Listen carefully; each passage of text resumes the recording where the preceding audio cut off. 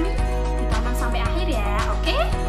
Hai Nal, tahu nggak sih kemarin tetangga aku tuh ya ada yang nggak paham tentang pajak. Menurut kamu pajak itu apa sih? Halo Sa, parah banget ya zaman sekarang nggak paham apa itu pajak. Menurut aku ya Sa, pajak itu pungutan yang bersifat wajib dari rakyat untuk negara. Oh jadi gitu. Kalau menurut sumber yang aku baca nih ya Nal, definisi pajak yang dikutip dari laman resmi DJP atau Direktorat Jenderal Pajak, pajak itu kontribusi wajib kepada negara yang terutang oleh orang pribadi atau badan yang bersifat memaksa berdasarkan undang-undang. Itu yang aku baca dari internet Nal. Oh gitu ya Sa, definisi pajak menurut DJP ya. Iya. Terus jenis pajak itu sendiri kan ada banyak ya. Nah, jenis pajak yang ada di Indonesia itu apa aja sih Sa? Kalau setahu aku nih ya Nal, jenis pajak yang ada di negara kita ada 5 jenis Nal.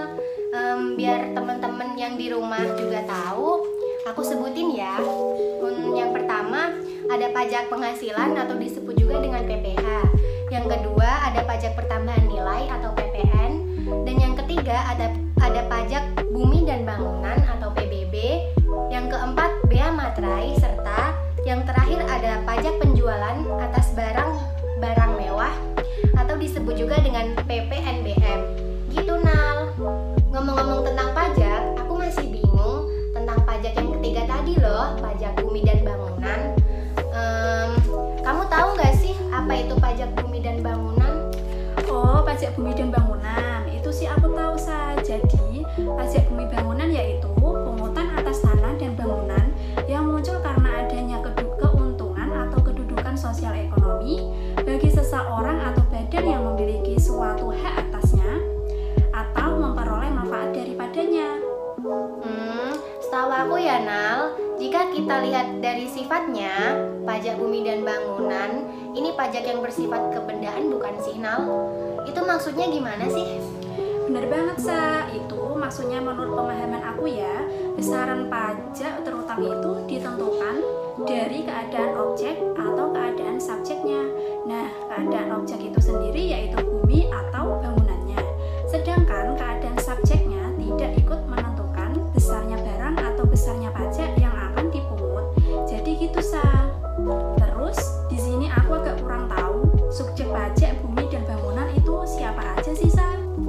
Kalau untuk subjek pajak bumi dan bangunan, itu setahu aku ada orang pribadi sama badan Nal, yang secara nyata harus memiliki hal-hal seperti yang pertama, dia memiliki hak atas bumi tersebut.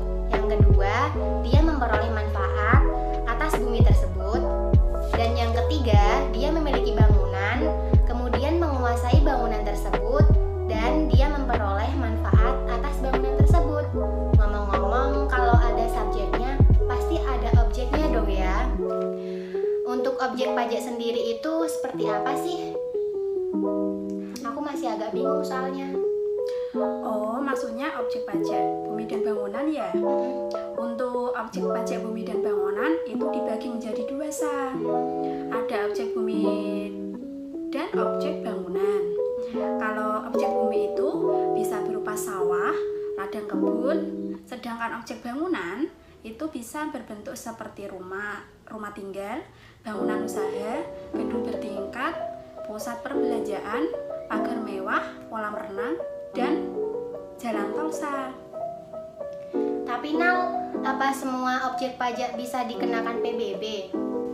Nah, ini yang perlu kamu tahu Sa. Ternyata pas kemarin aku baca nih ya dari internet, gak semua objek pajak itu bisa dikenakan PBB loh. Terdapat juga objek pajak yang tidak dapat dikenakan PBB. Namun, objek pajak tersebut harus memiliki kriteria tertentu yang tercantum dalam Undang-Undang Nomor 12 Tahun 1994 tentang PBB.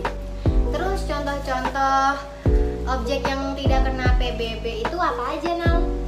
Contoh-contoh objek yang tidak kena PBB yaitu yang pertama, objek pajak tersebut digunakan semata-mata untuk kepentingan umum di bidang ibadah, sosial, kesehatan, pendidikan, dan kebudayaan nasional yang tidak dimaksudkan untuk memperoleh kedua, objek tersebut digunakan untuk kekuburan ataupun peninggalan purbukala atau yang sejenisnya. Pajak tersebut merupakan hutan lindung, hutan suaka alam, hutan wisata ataupun taman nasional, dan tanah pengembangan yang dikuasai suatu desa, serta tanah negara yang belum dibebani suatu hak.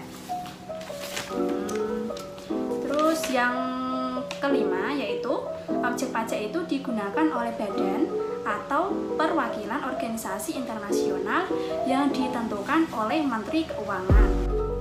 Jadi, gimana nih teman-teman? Udah paham kan mengenai pembahasan kami mengenai pajak bumi dan bangunan? Paham lah ya. Untuk video kali ini, sekian dulu ya dari kami. Apabila ada salah kata atau tutur kata dari kami yang kurang berkenan, kami mohon maaf. Jangan lupa like, komen, dan subscribe ya. Bye-bye.